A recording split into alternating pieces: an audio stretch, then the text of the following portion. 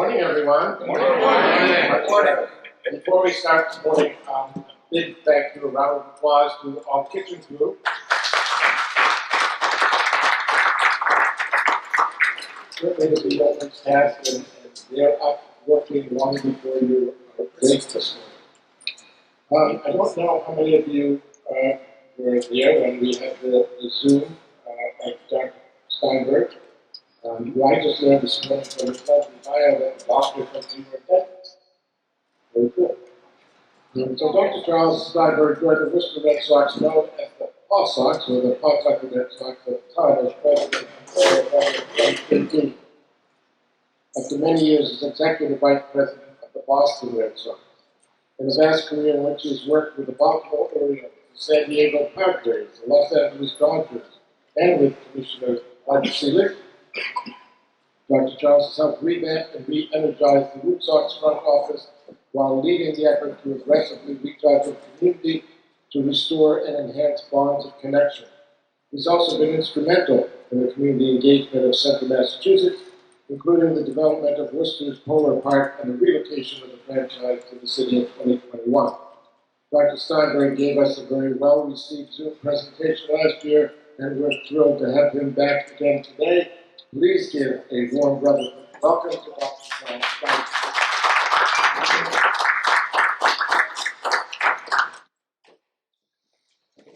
Well, good morning, everybody, and thank you all for coming out here this morning. And I'm honored not only to be here, but to be your lead-off bidder in the resumption of your breakfast after this 2-year odyssey that we've all been in. So I enjoyed the Zoom chat with you before we even opened Polar Park, I believe. But I'm even more thrilled to meet you in person and to be at Temple Beth. If I tell you some things that I told you on the Zoom chat, forgive me, because I don't necessarily remember all the stories that I told you, but I know I have some new old ones to tell you.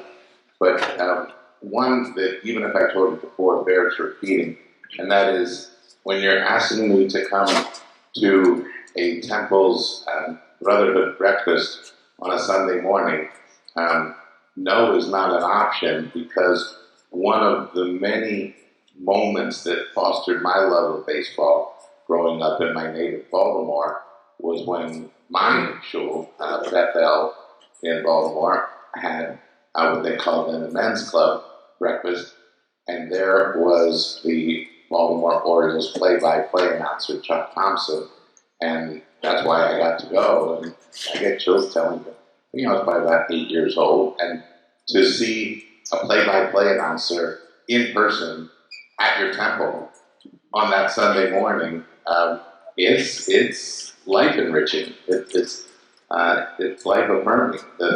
The people who you are listening to on the radio or watching on television become a little bit more real when they're actually right at your own synagogue. So when asked if I would do this, as long as the schedule would permit, it was an easy yes. So I thank you for having me and having me connect with my own childhood, which I think is one of the fundamentals that I've loved about this improbable career in baseball. Particularly improbable because I probably am the undisputed worst player in the room, and certainly the worst in my Little League. I did get 2 hits. Both came in the second year. So I went over my first year, but got 2 hits in those 2 years. And I actually wound up having a historic conversation about that because I told that story to Ted Williams. So there was the greatest hitter who ever lived talking to the worst hitter who ever lived. And I told him, he said, "Did you play ball?" I said, "Well, I played 2 years of Little League." I said, "I got 2 hits." He laughed. I said, "Both hits came in the second year." And in that John Wayne style of his, he bellowed, "Well, at least you showed improvement." So the idea that you could reach the unreachable stars was completely not in my mind growing up, because whether you were Brooks Robinson, my hero, or whether you were a Beatle like Paul McCartney or Ringo. A child doesn't know that you can dream the dream of meeting these heroes, meeting these people to whom you look up. And so my life bears testament to that journey and the faith in the journey that I couldn't have imagined. It's not something that humankind can plan.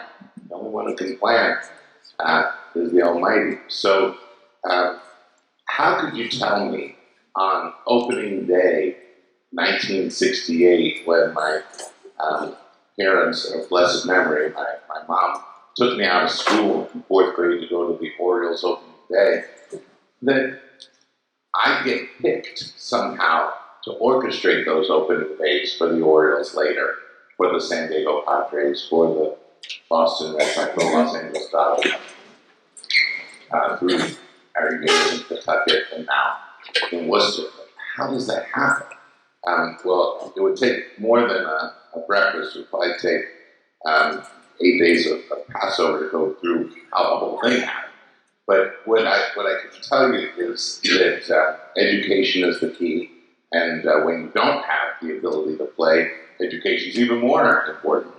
And my parents had sacrificed so that I could go to the best private school in Baltimore.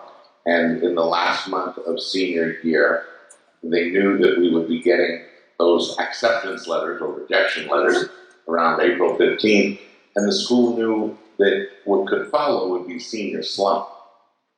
And so the school helped us arrange internships. They didn't even call them that, just called it a senior project. Anywhere we wanted in the community, the school would help set you up.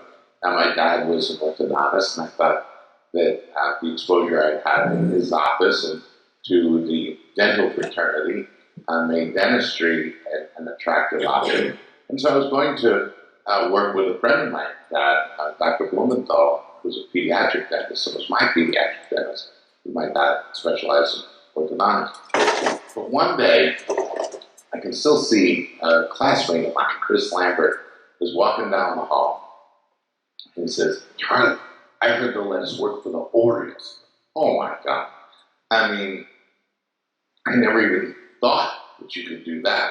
So I thought, well, we can do that for 1 month, and then I've got my whole career ahead of me for dentistry. And that 1 month internship is 47 years old and going. So you just never know how it's all going to go. An awful lot of divine orchestration entirely. So 19 years with my hometown Baltimore Orioles, 7 years in beautiful San Diego, living in La Jolla, where everything is gentle and a cold day is 60 degrees and a warm day is 79, and the streets are wide and the people are pleasant. And then my boss and mentor, Larry Lucchino, says, "We're moving to Boston." Okay, we have 2 days where it's 60 to 60s and 70s. Everything else is the extremes. And coming to the Red Sox in 2002, let me take you back those 20 years. You might recall that we hadn't won a World Series since 1980. And that had kind of engendered a little bit of consternation in the marketplace, you might say. And so here we were coming to Boston.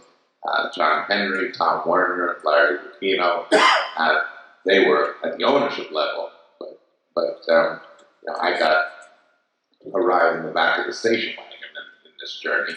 And here we are coming to Boston. And you just felt a little bit like you were taking someone's job whose birthright growing up in New England would have been to work for the Boston Red Sox. Why is this, funny little Jewish fellow from Baltimore getting to be the executive vice president of the Boston Red Sox? So I've known the Red Sox and loved them because they were a sibling, maybe not a sibling, a cousin to the Orioles in our mutual dread of the Yankees. And there was always a camaraderie and a respect for the Red Sox. I remember listening on the radio when I was a little boy, and my mother said, who's winning the game? And I said, the Red Sox are, but the announcers say, no lead is safe at Fenway Park. And she said, I believe it's called Fenway Park. I'm like, how would my mother know that? Like, how does a mom know the name of the ballpark in Boston? So there was plenty of connection, but in those years in Baltimore, I hadn't known that this was going to happen. And so each year the Orioles were inviting me back for one more year of this, what turned out to be perpetual internship. But while I'm going to college, let's think about what we're going to do for a career. Not going to have a career in baseball. And that's where I did continue to pursue the concept of dentistry, the art and the science of it, got into dental school, and was still working for the Orioles while in dental school. And then I had my eureka moment. I'll be the team dentist. Well, why not? And so my doctoral thesis was on the use of protective mouth guards, and sure enough, I did become the team dentist. But I didn't want to give up the office work. It was so fun. So I thought, I just spent 20 years in school, 8 years in college, 4 of which were in dental school, to be a dentist, or to be my own boss. Well, let's just keep dentistry part-time for now and see where this baseball journey leads. And it has led me to you on this day.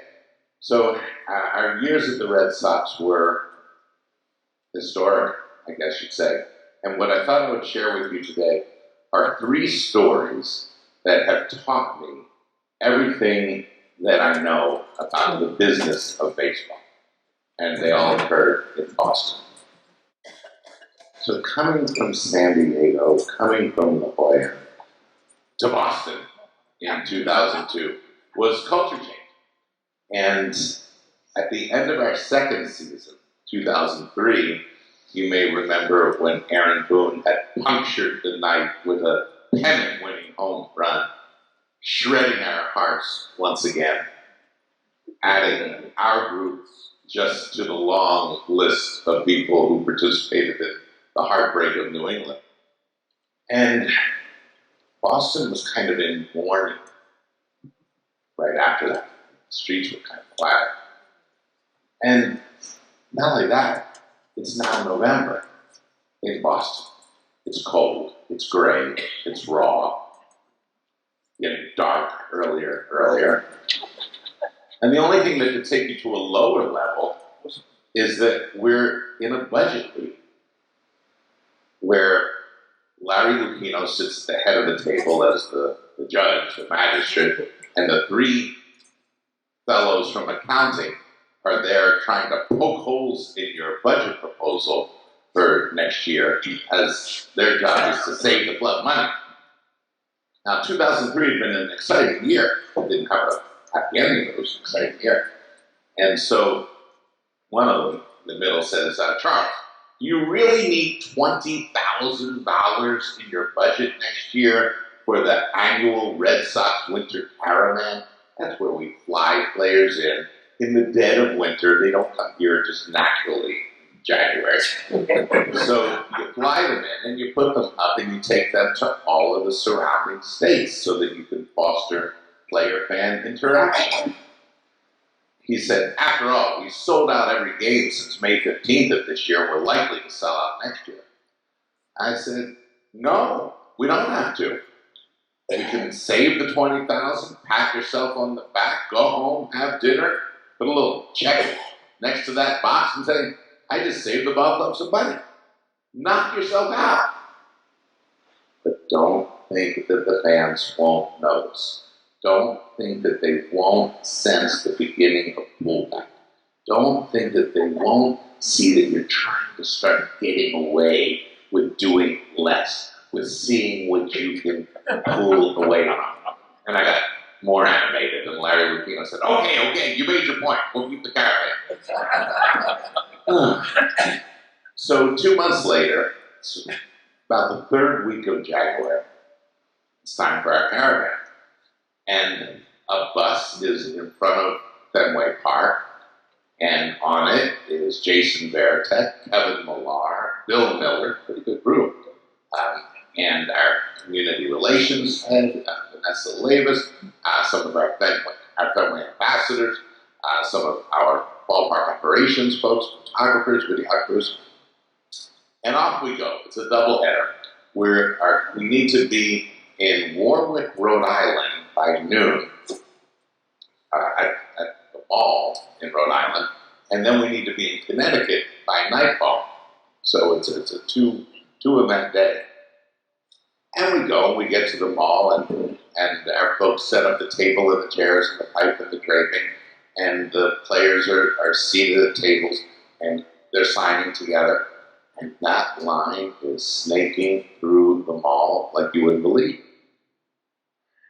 Well, I get a little bit worried, and our community relations head gets even more worried because we're not going to get through all these people.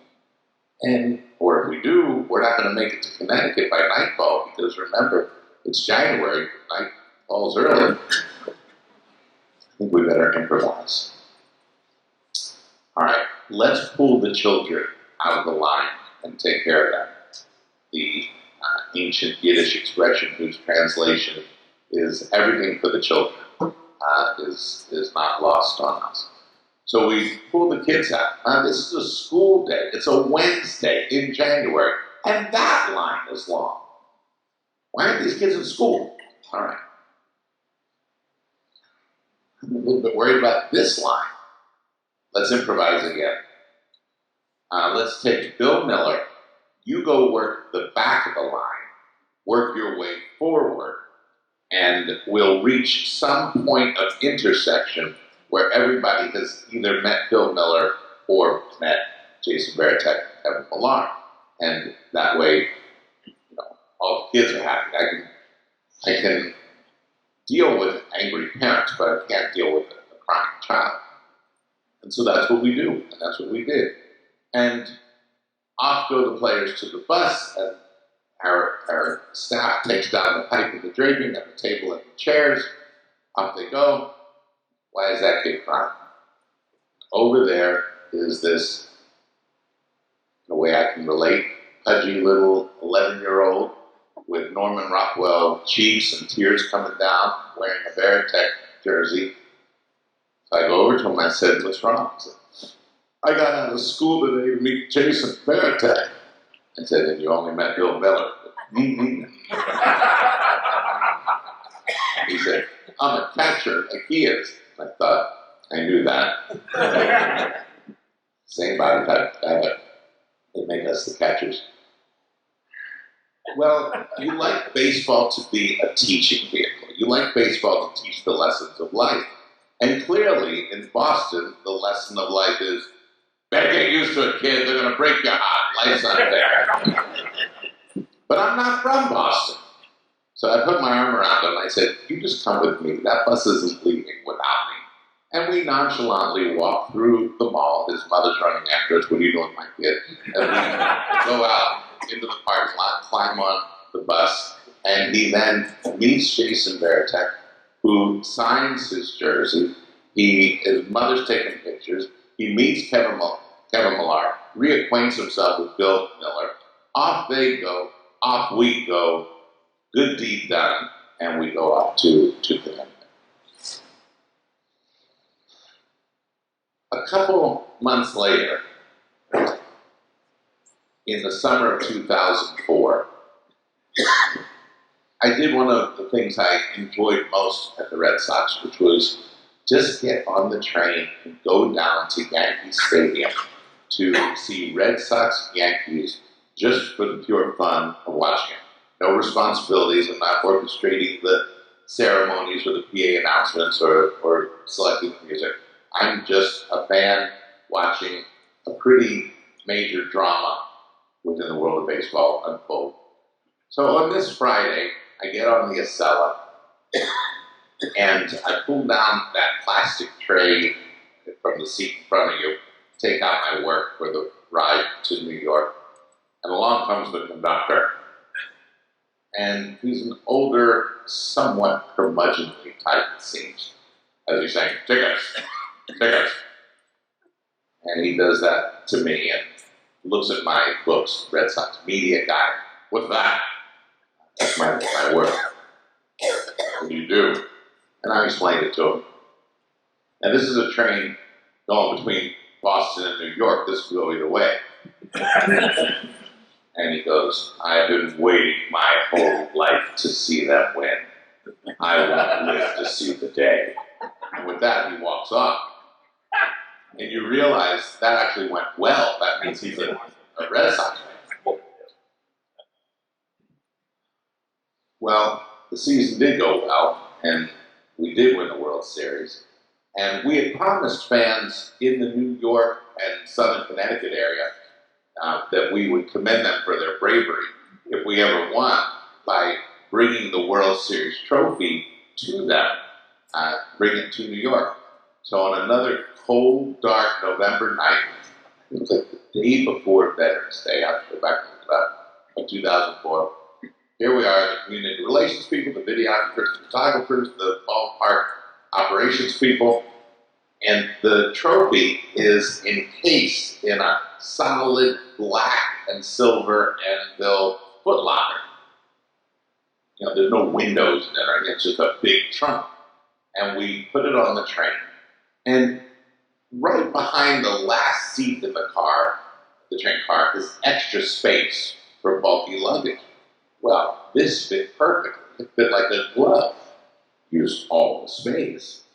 So down the aisle, as we're doing that, comes the conductor. The same conductor. So, you can't put that there. And then he does a double take as he looks at me. Is that what I think it is? I said, it is. He said, can I see it? I said, you can. And we open up the trunk. We take out the World Series trophy. He holds it. We photograph him. We then photograph everyone else on the train holding the trophy. Okay. I said, would you like to come to our opening day next year when we present the rings to our players? He said, could I bring my son? I said, of course you could. So that happened. I didn't think much about it, but we left the 2 tickets for him.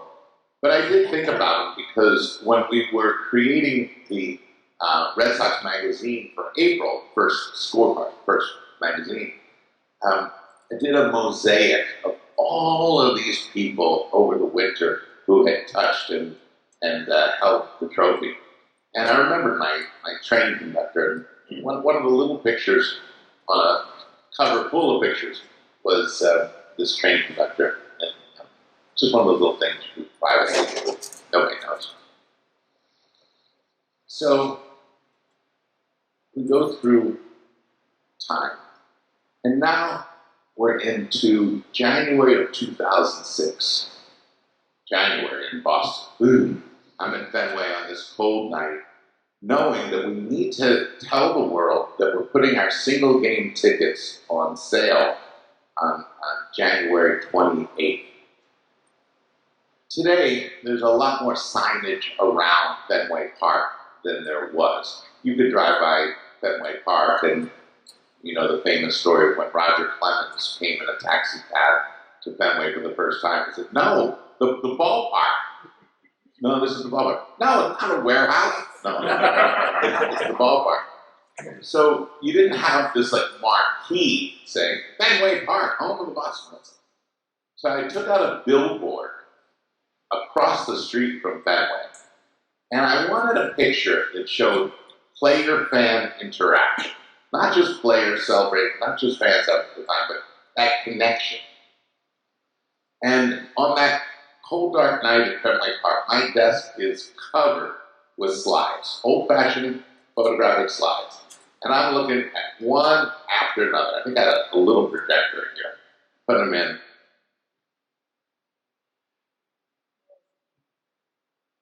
Just a mass of slides. It's like 8 or 8:30 at night. That here is Trot Nixon, our right fielder, shaking hands with three guys, 20s, in the 20s, I guess. And even though it's four profiles, you can see the jubilation on their faces. You can see the excitement. You can see the connection. And so we put that billboard up, Red Sox tickets go on sale January 28th. Well, about 10 days later, I get a call from Butch Stearns from Fox 25. And we knew each other well. And he said, Dr. Charles, can I come and do a story with you about the article in the Herald today? I said, well, you're ahead of me. I haven't seen the Herald. He said, you need to read it. He said, it's a very touching story, bittersweet. There's an older couple who lost their son in the military, not to gunfire, but to a drunk driver while he was serving. And they're a very spiritual couple, and they've been looking for a sign from above that their son is okay. And someone told them that there's a billboard across the street from Fenway Park, and their son is in it. Oh my God. I said, what have I done? They said, no, they appreciate it. They go to Game On and sit below and feel a connection to their son. I said, okay, whatever. So the essence of what I said was that clearly I was a conduit, I was a messenger, that there was divine orchestration and select that slide. Well, ESPN picks up the story and wants to go a little bit further. They want to talk to me, and they want to talk to Trot Nixon. Now, by now, we're down at spring training. Now, Trot is a born-again Christian. I'm a born-the-first-time Jew. And we don't hear each other's interviews, and they're like word for word the same. Clearly, we are an agent, we are a messenger, we are a conduit, and it gets you. And then it was time for the billboard to come down. And we offered it to the family. They said, thank you, but it's too big, we need a truck, a truck. Then they called back, no, friends of ours have a truck. And so while I was still in spring training back in Boston, my colleagues had a tender little ceremony where they rolled up this giant billboard and gave it to the family. So you realize that you can just touch people in ways that you never imagined.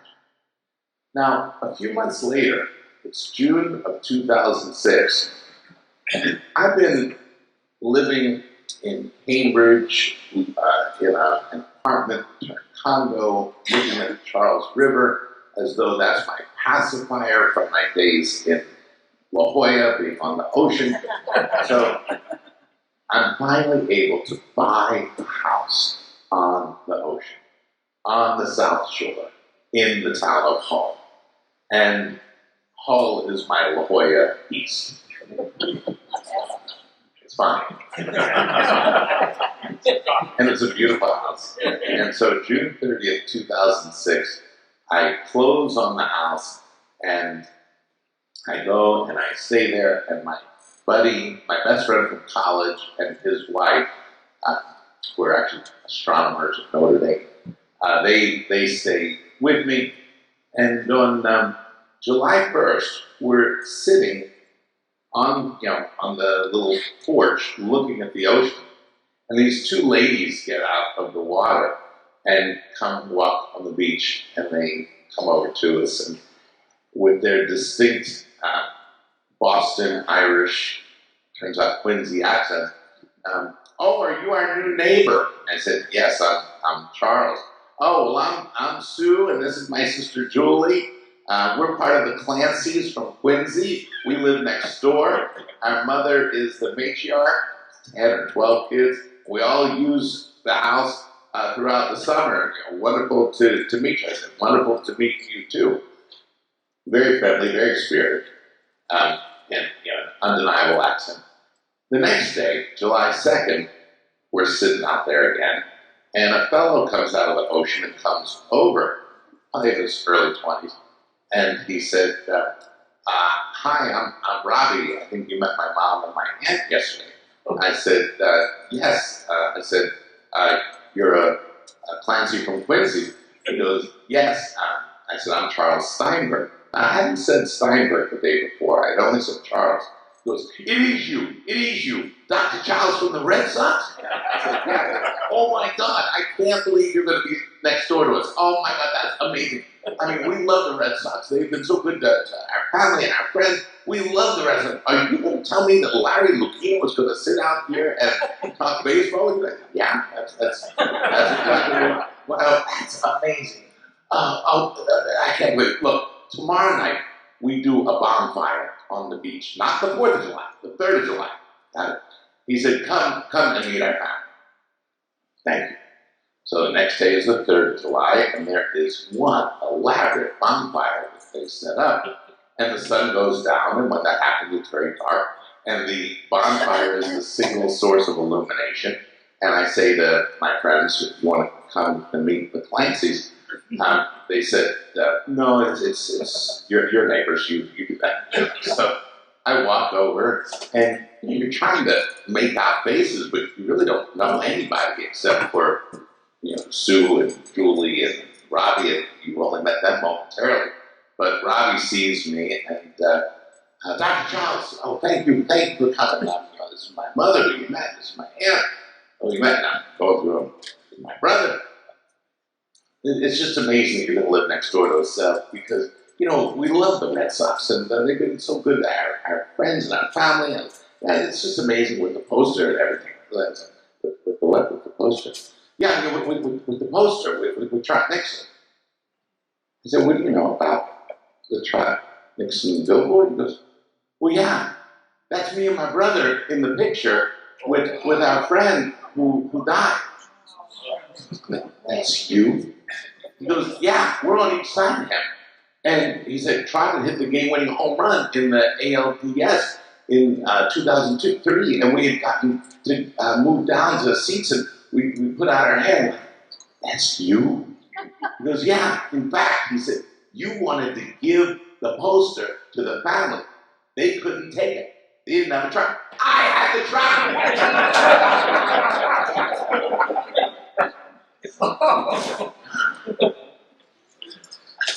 How does the universe work? So with that, this older gentleman with kind of white hair comes over and says, I wanted to meet you. You earned a good name in our community. I said, thank you. You're a Clancy from Quincy? He said, no, I'm Marvin Cohen from, where was he from? Where's the other Beth? There was a Beth in Randolph. Thank you. I'm Marty Cohen from Randolph. Okay. He said, we were friends with Larry Solomon. The train conductor. What? He said, we all know the story. He said, we know what you did. He said, but you don't know what you did. What? He said, he was Jewish. Oh yeah, he was a member of our congregation. He said, and we all knew the story. He said, when you told him, or when he told you that he thought he'd never live to see the day, that's because he had leukemia and he knew he didn't have that much longer to live. He said, but he did live to go to that next opening day. He took his son and saw that he put his picture on that magazine. He said, we all know the story. He said, so we know what you did, but you didn't know what you did. And I'm thinking, is the curtain about to close in my life? Is this a Broadway finale? And I'm at Fenway, and my cell phone rings, and it's my colleague, Sam Kennedy, who's now president and CEO of the Red Sox, and who was in charge of corporate partnerships. And Sam is on the calls me and says, hey, are you here? I said, yeah, I'm in the red conference room. A conference room very thoughtfully named because the chairs were red. Can you come into the green conference room? green chairs. I said, sure. And so I go across the hall, and into this conference room I go, where there are 3 gentlemen who are clearly businessmen. They are in dark suits, the salt and pepper hair, they immaculate, they're right out of Central Casting. And Sam, who's an affable, friendly fellow, almost seems a little bit nervous. These gentlemen are from Gulf Oil, and we are trying to sign them to a very lucrative deal to put the Gulf Oil logo in foul territory on the Green Monster, and they don't want to sign unless they meet you. I said, well, I'm very flattered. I said, but I'm not David Ortiz. And the one in the middle goes, no, but let me tell you who I think you are. He said, 2 years ago, the Red Sox had a caravan in Rhode Island. I said, that's right. He said, there was a little boy. I said, wearing a Veritech jersey. He said, that was my son. He said, you changed his life. You changed his life.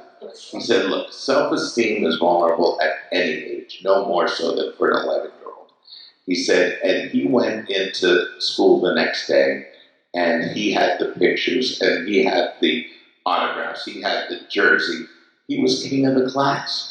You changed my son's life. He said, there's nothing I wouldn't do for the Red Sox. You do anything for someone who changed your son's life.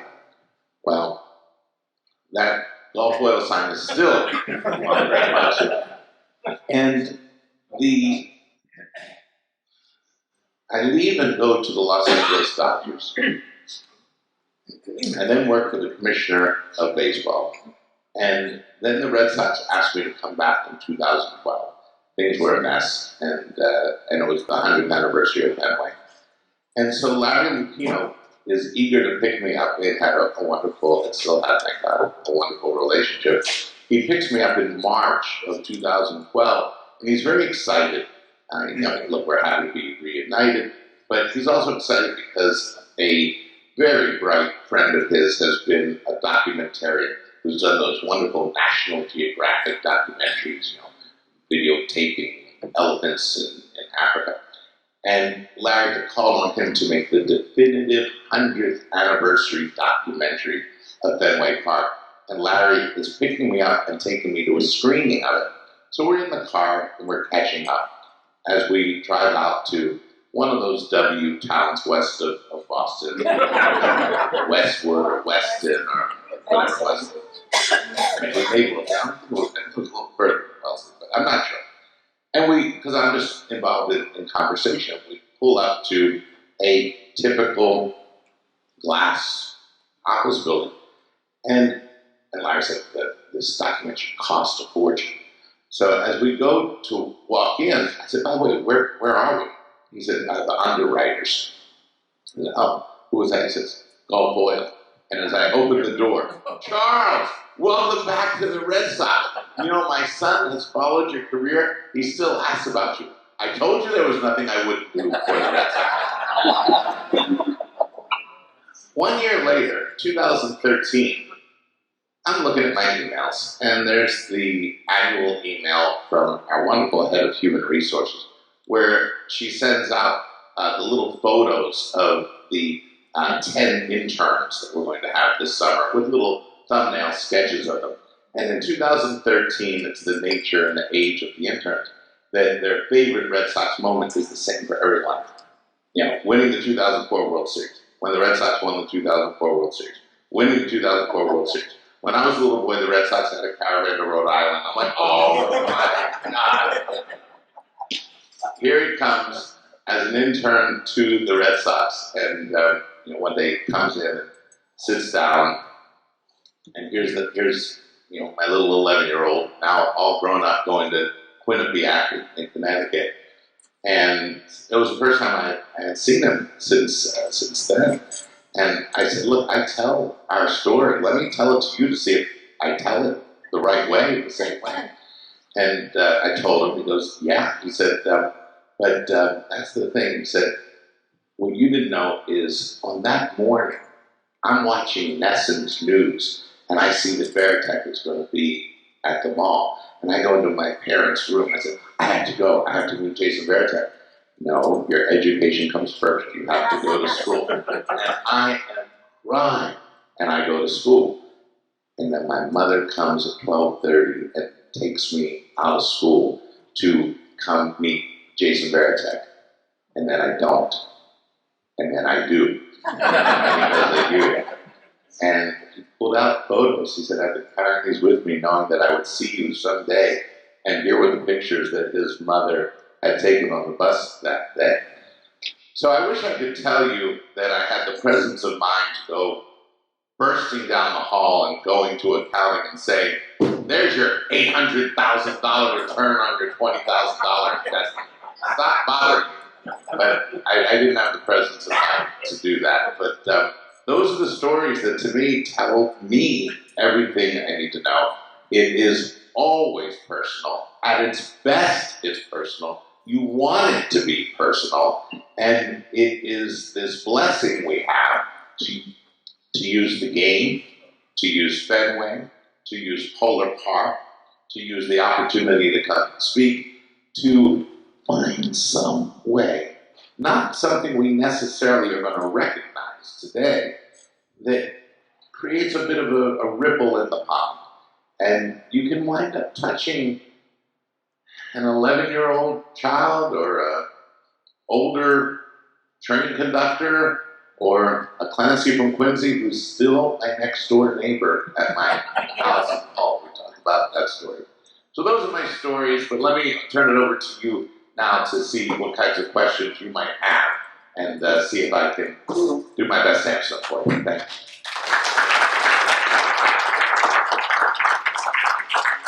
Thank you, Dr. Charles. And I don't know, I feel bad for next month's speaker already.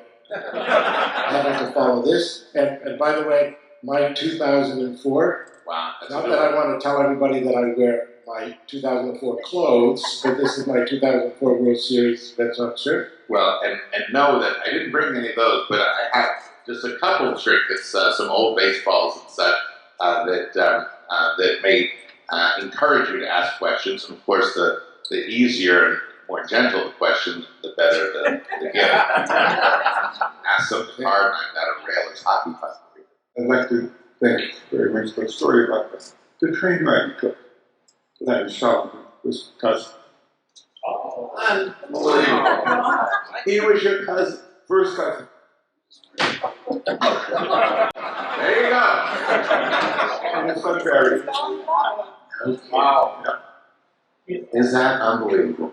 And did he live in Randolph itself? Or He gets didn't live in Randolph. and it was Beth in Randolph that he had gone to. Yes. Okay, how does this all work? You need something better than a baseball. Let me give you a roof sock hat to keep you warm in the winter. That's amazing. It's incredible. And in 2000.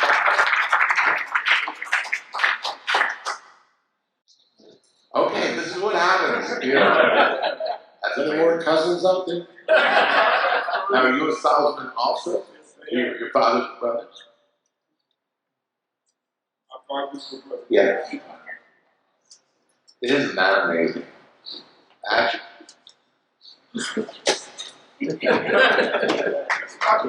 Yeah. This goes beyond me. That's beautiful. Wow. Thank you. Thank you, Tom. Hi, Dr. Charles. Yeah. Yeah, I just wanted to tell people my story about you and Polar Park. So I decided to go to work for Polar Park and Dr. Charles this past season as a part-time ticket seller in the ticket office. And I am having such a great time. It's besides the people that I work with, they're great. The park is unbelievable. And, you know, when I have a break from my sitting in the ticket office, you know, for 4 or 5 or 6 hours, I just get up, I go to the concourse, and I walk around, and I look at this beautiful ballpark. And it really is something. So you should be very proud of what you built in Worcester. And I can encourage people, you know, if you'd like to work for the Worcester Red Sox, check their website February or March of next year and see what jobs are available. There's some cool jobs for, ushers, ticket sellers, fan ambassadors to give tours of the park. So I love going to work. So thank you. Thank you. I've got a baseball here for you. Not that you need one, but and I'm not going to throw it. I don't get 2 hits. I threw the ball where it was supposed to go at any time, but I've got it for you. But if not for you, you can give it to an 11-year-old, see what effect it has on their life. All right, who else is yes? I've been to Polo Park several times, and have to say it's been a great experience. Being a Worcester native, it's amazing what you've done to that part of the city, even though I've been gone for many, many years. I'm just curious how the Worcester Red Sox experience or how they compare to the Pawtucket Red Sox in terms of their performance and attendance and community awareness, community interaction. If there's a big difference with Worcester or Pawtucket, and how your experience has been with Worcester. It's a tremendous difference from how the end of days were in Pawtucket. The Paw Sox were wonderful. They were there for 50 years. And Ben Mondor was a legendary owner. Mike Tamburo, who ironically was from Worcester, was there as president for over 40 years. And they really did a beautiful job in Pawtucket, in Rhode Island, and in the outer boroughs, the Massachusetts towns that were nearby, Seacon.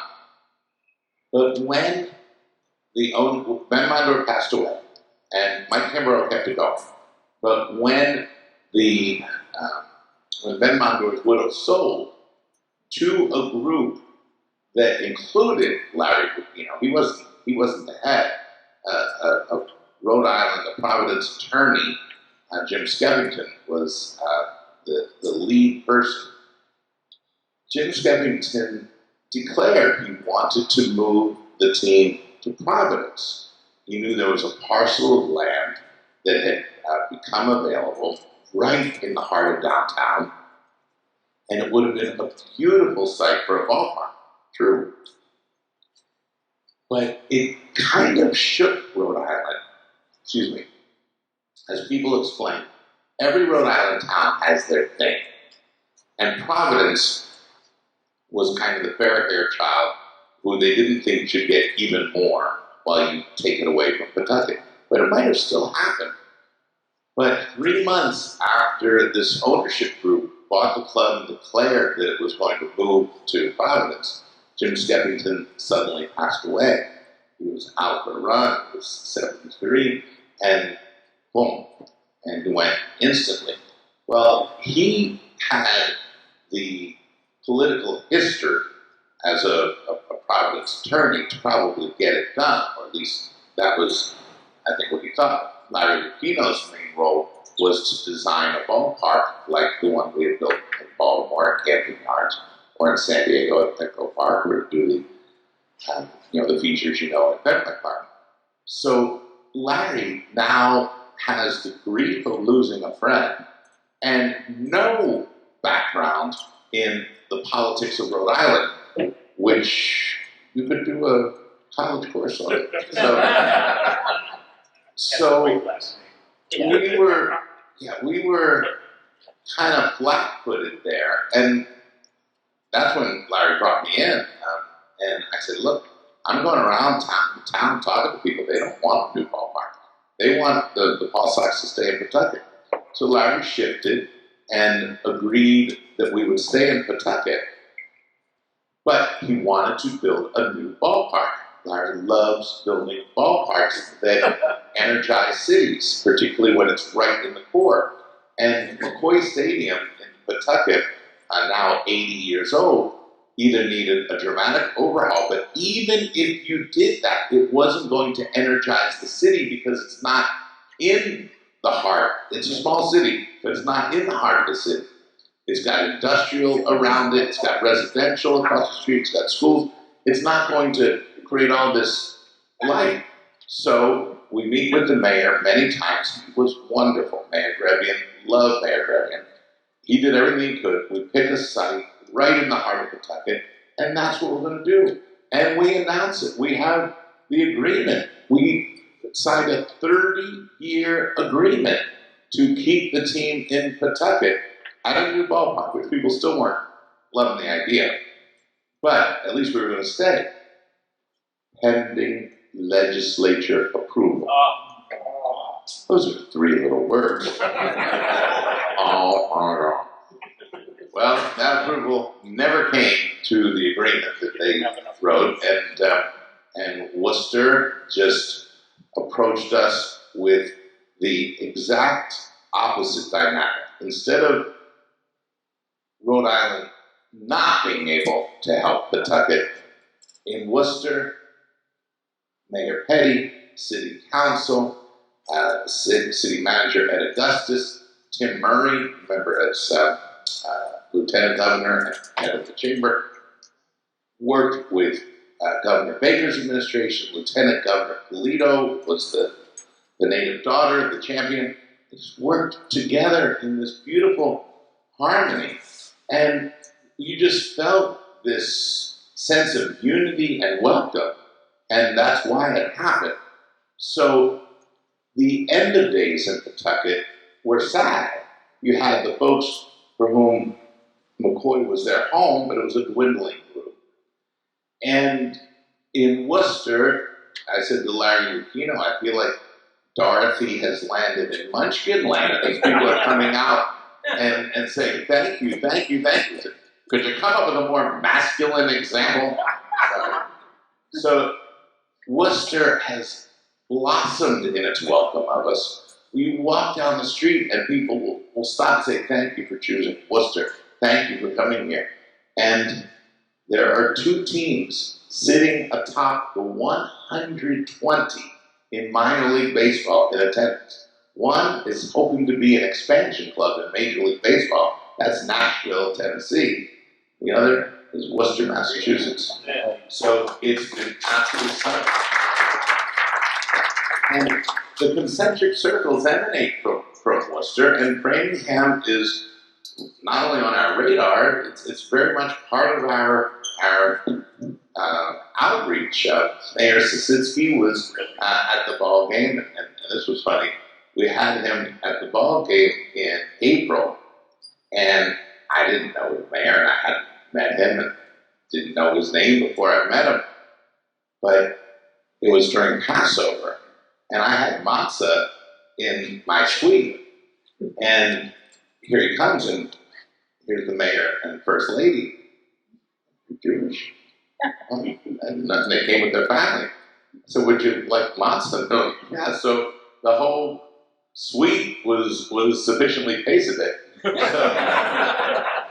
it was a surprise to all of us. So we're fans of Framingham, and we need to plan a Framingham Day next year that we can build around Lou Maloney, because we worked with him at the Red Sox and still do, and we love him.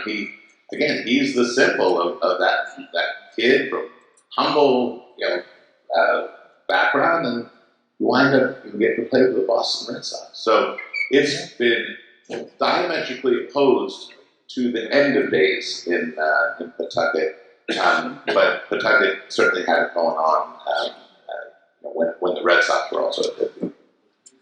And I've got a baseball for you too. First of all, thank you very much for coming. I've been a longtime friend and neighbor of Mike Port. Mike always said you were terrific and loved you. An off baseball question. You're from Baltimore. How come you never worked for Jamie Luskin? I did. Oh, you did? Okay. Take that. I was just telling the story.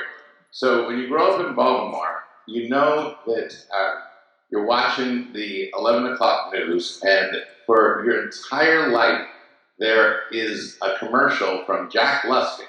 Hi, I'm Jack Luskin, the cheapest guy in town. Now with 4 appliance stores. Now with 5 appliance stores. Now with 7 appliance stores. We watch Jack Luskin's commercials go from black and white to color, from dark hair to gray hair. Everybody knows. Well, Frank McCourt buys the Los Angeles Dodgers, and I'm happy at the Red Sox. We won in 2004. We won. Well, at this point, when I met them, we hadn't won yet. I met them at the Boston Writers' Dinner in January of '04. They had just taken over the Dodgers. And I meet Frank McCourt, and I shake, and I heard the story. I shake Jamie McCourt's hand. I said, "You are Jewish Jamie Luskin from Baltimore?" She goes, "I am." I said, "Your father was the cheapest guy in town." She goes, "And he used to introduce me as the cheapest girl in town." And I got him back. I married an Irish Catholic. No, but her kids are Jewish. Yes, all four bar mitzvah, and all four boys. And she says, "You got to come out to the Dodgers." Well, we haven't accomplished our mission yet in Boston. Well, we win the 2004 World Series. You got to come to the Dodgers. And I admit, that those years in San Diego, living on the ocean, were pretty. And years are going by, and she's taking some of the staff from the Red Sox and bringing them out there, kind of like circling the wagons. And in 2007, she did a clever thing. She told John Henry, Tom Werner, and Larry Lupino that she wanted to pay them for me to be a consultant at the Dodgers during our Red Sox season, because next year, 2008, is the 50th anniversary of the Dodgers moving from Brooklyn to LA. Well, Larry didn't want me to go. She's going to try to lure you, but To La Jolla. to in this case Malibu. So he couldn't turn down revenue going to his bosses. So they lured me. I'm staying at the Beverly Hills Hotel. It was pretty good. And so yes, I went and went to the Dodgers, became chief marketing officer, and absolutely loved the Dodgers and the people there. You're just like swimming in history. You're just shaking Sandy Koufax's hand.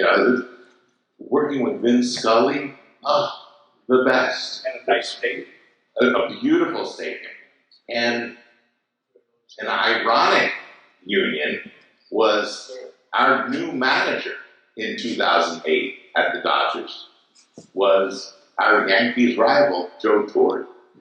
And he was the best to work with. And we flew to China together to announce that we were going to play games in China. We went back the second time to play the game.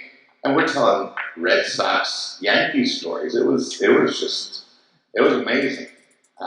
But things got turbulent with Frank and Jamie, and Commissioner Seelig, who I had known since 1985, called me one day. He said, "Charles," he said, "I know you love it out there. God knows they need you. But if it blows up, I've got something in mind for you." And I said, "Can you tell me what?" He said, "Yeah, I want you to do something in Central Baseball." I said, "Okay." He said, "I want you to work for me personally." Now, when the commissioner of baseball says that he wants you to work for him personally, you do that. And it was as though he had paratrooped in and extricated me just before they broke up. And I became the first person in history to move from Malibu to Milwaukee.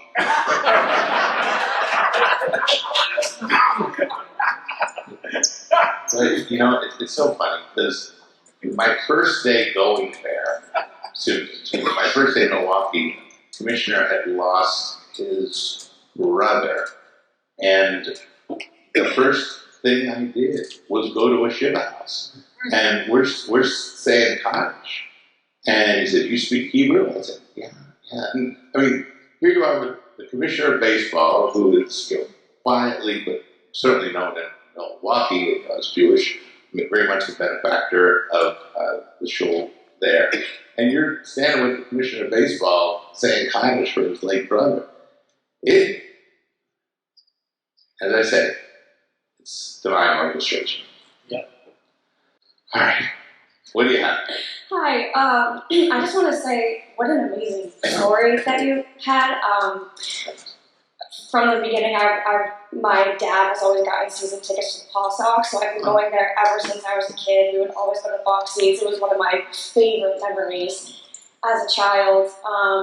So it was a little sad to see them go to the Woo Sox, but just seeing the connection that you've made, you know, I'm not personally more involved than some people are here, but just seeing the connection you've made, and I just wanted to know, like, how much you do realize, like, just what do you feel about the impact that you've made with this entire organization or franchise, whether it's like through personal lives or through the organization itself? Thank you for the kind words. It is the source of joy. Look, we had amazing success on the field in Boston. And if you could have told any of us that, well, I think Larry fully expected to break the curse. But when we won the World Series, Larry said, any bunch of schlemiels can win one. Can you win more than one? Oh, Larry can out-Yiddish anybody. He wore a yarmulke when he ran for class president in his hometown, Pittsburgh. And as he would say, and I won. So, but to win 4 World Series, you got 4 rings, okay? Which we all try on, take pictures with. How do you explain that with these 4 rings, it has been more spiritually fulfilling to create a ballpark in Worcester, have people descend upon it and upon the city and congregate with stories like yours, where you are getting to orchestrate an environment where the little girl who's 7 is saying play ball, and the one who's 11 is throwing out a first pitch. And I mean, my life bears testament to the impact that you could have on people. And I didn't hit any of these home runs at Fenway Park.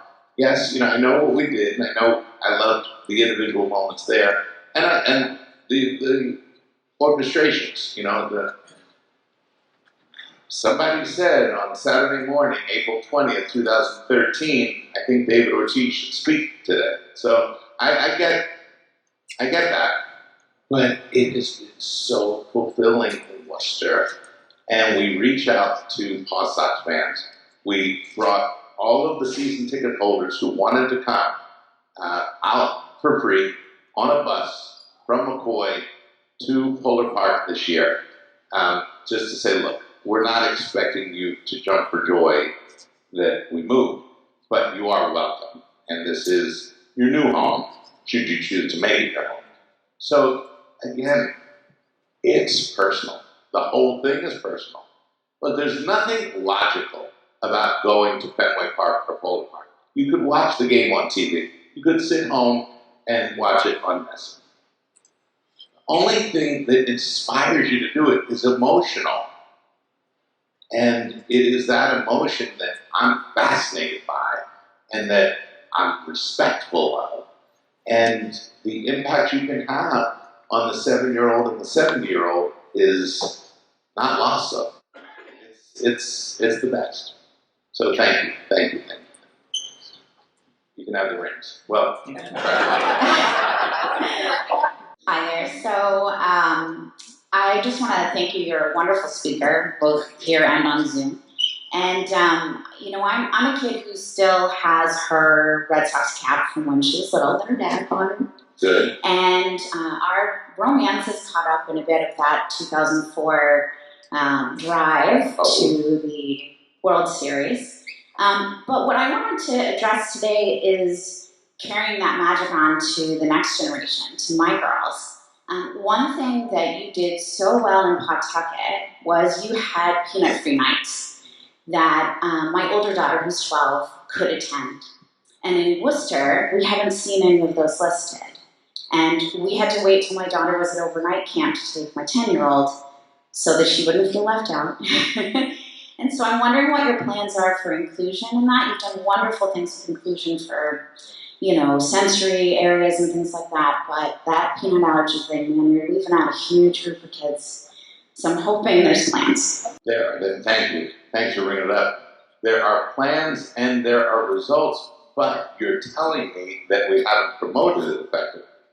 We met with an organization that brought together physicians and scientists who are doing the peanut allergy research here in Massachusetts. And we said, what is the best way?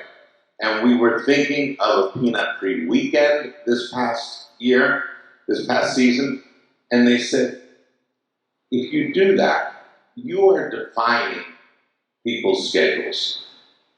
You'd rather have a situation where on any day a family could come. Go ahead.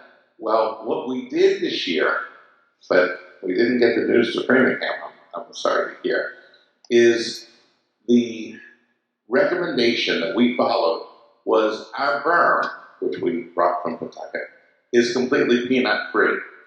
And the berm has signs, and our ushers all know, no peanuts. And what the scientists had demonstrated to us was that we were, without question in their mind, sufficiently distanced from the seeding bowl where you're going to worry about airborne fragments, and that it would be okay. And the stories we heard from the families who seek and embrace a peanut-free environment is that the berm has worked well for them. Now, we went and added Adirondack chairs, and I think we'd like to add some. Well, we also have tables on Plymouth Street as well. So tables and chairs plus Adirondack chairs. So we have 6 more games to go, and if it could work for your schedule, come on out and give it a whirl. You can see. Let's see if that can work, because we heard good things about it, but you are reminding us that we need to value it a little bit more. So every game, the berm is a peanut-free area. That's awesome. Thank you. But we'll meet afterwards and see if we can. We only have 6 games, but let's see if we can get you out there. My husband John spoke before, and he's been so enjoying working at Polar Park. And he was very anxious to get me to come to a game. And a couple of weeks ago, I went to my first game there and had my introduction to the park. And everything about it was fabulous. I mean, it just is, it's a great park. And even for somebody who, I'm a Red Sox fan, but I'm not a real baseball fan. There was so much going on, and the small environment really pulled me in. John was able to take me into the DCU club, and we walked through and we saw the different offerings for, buffet and food and all, everything that was going on there. And then he said to me, would you like to take a walk down this hall? This is where the suites are. He said, we can't go into any of them. I can't show you the suites, but it'll be fun. So we walk along, and we get about to and you'll have to correct me on this, maybe the 4th or 5th suite down. And I said to John, this is Dr. Steinberg's suite. And he said, how in God's name would you know that? I said, there is a clear lucite or glass mezuzah on the door. You're right. Yeah. Thank you. And it is there, and you can know my suite, and you can come in. And I didn't put it up. A rabbi lady in Worcester, very Orthodox, he shows up on Friday and has 2 challahs for me. I just brings them, and when we first moved in, I'm going to put a mezuzah. Okay. He just went, put that mezuzah up, and I'm grateful, but I would have liked to have thought, oh, I think I'll do that. I didn't. He did, and but Mayor Sisitsky, when he came, mezuzah, right? Yes. So it is a signpost. It is fulfilling its part of its purpose. So yes, you were right. That was not Lupino's, but and he gets a kick out of it, too. But yes, So Suite 17, you'll see the mezuzah. Come on in, say hi, say we're from Beth and Framingham. But thank you, and thank you again to your husband for working for us, because what you see and now what you embody is every single person who works there has the capacity to emanate or radiate this energy, to recognize what we want to do for the little girls that the lady before you was talking about. How are we connecting with the next generation? And the friendly face can do it, and the opposite can do the opposite, And when we teach customer service, which isn't really designed to teach as much as to reassure you that your instincts are good in the first place. I'm not going to teach you to be friendly if you're unfriendly. We may tell you that we're counting on you to be friendly. But Beth Sealing tells the story. When he was 15 years old, his mother took him on a 6-week ballpark tour, primarily to the 3 teams in New York, the Brooklyn Dodgers, the New York Giants, and New York Yankees. But she brought him up to Fenway. She wanted to show him Fenway Park in 1949. And they get up to the window, and the window slams. Soda! And she says, I came here from Milwaukee, Wisconsin to take my son to Fenway Park. I want to buy 2 tickets. Soda! Oh my God. 30 years later, he's the owner of the Milwaukee Brewers. And he and his mother arrive at Fenway. Oh, come right down here, Mr. Sealer, come right here. And his mother turns to him and says, a lot different from 1949, isn't it? So your event personnel, your ticket sellers, your ticket takers, your ushers, your security, your cleaning crew, that's why I created the Fenway Ambassadors, not the Blue Sox Ambassadors, Polo Park Ambassadors. They hold the fan experience in their hands. And it is crucial, absolutely crucial. And it is what can help a child fall in love with baseball. They just come away saying, oh my God, that was the happiest, most friendly experience I've seen. Let's go back. But any one person can be the weakest link in the chain. And, it drives you crazy because you put all your energies not into having 500,000 people, which thank God we're having this year, but in 500,000 individuals. And you look to me, for all the emphasis on children, do you know what it feels like when you work with the veterans organizations and out on the field comes a 102-year-old World War II vet? What 102-year-old ever imagined in their 80s that 20 years later they were going to get a standing ovation at a ballpark? You get to do some really cool things for people. And by the way, there's a really cool baseball game.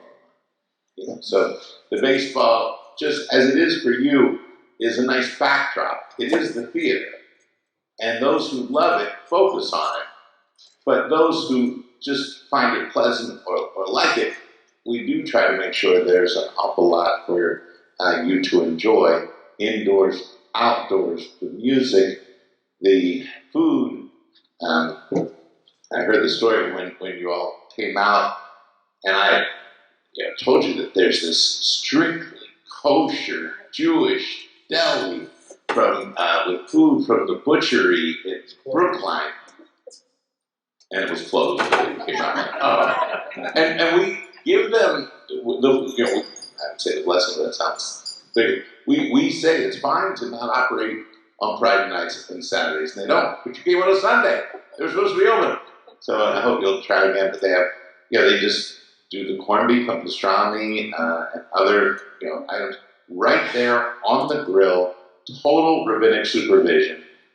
That's Rabbi Levi Libra is his name. So the same rabbi with the mezuzah oversees the Water Street Deli, paying tribute to Worcester's history of Jewish delis.